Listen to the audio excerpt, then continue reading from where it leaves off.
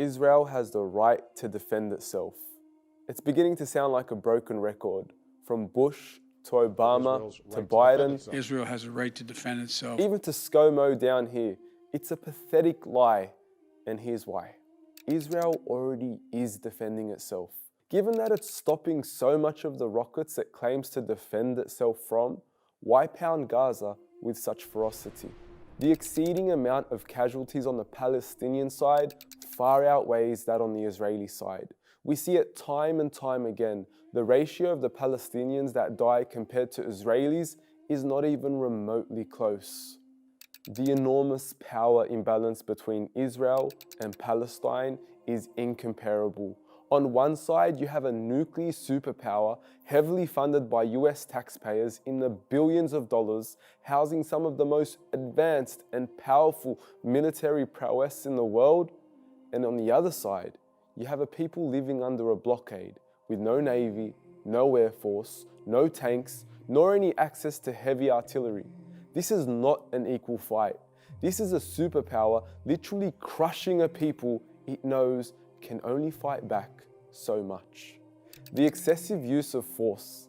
Israel is leveling entire residential apartments to the ground. We are seeing entire families being wiped out of existence after being buried in the rubble of such buildings. And if they do so happen to survive, the people of Gaza are left homeless, widowed, and orphaned.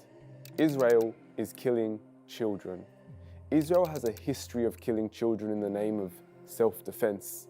58 children in the last week alone, 551 children in its 2014 attack on Gaza, and over 3,000 more in the past 20 years of Israeli aggression. With the majority of Gaza's population under the age of 15 and being one of the most densely populated places on earth, you would think Israel would be cautious in its exercise of self-defense, but I guess not. Israel is killing doctors.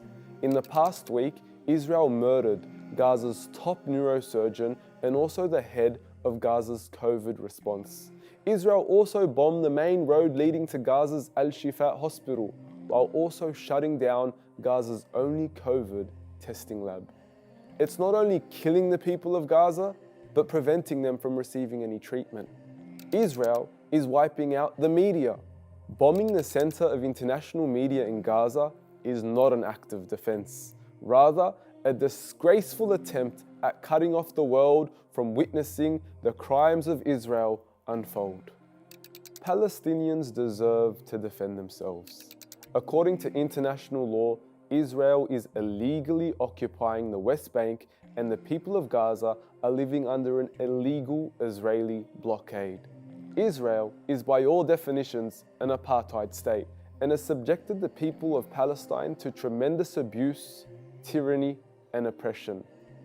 If anyone deserves the right to defend themselves, it's the Palestinians.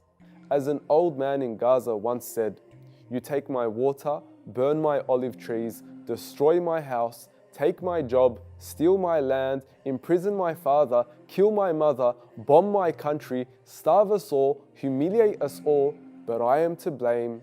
I shot a rocket back." It truly is no different to blaming a woman for punching her rapist. And to top it all off, Israel doesn't care. Israel has a history of acting with impunity. It kills knowing full well it will not be held to account.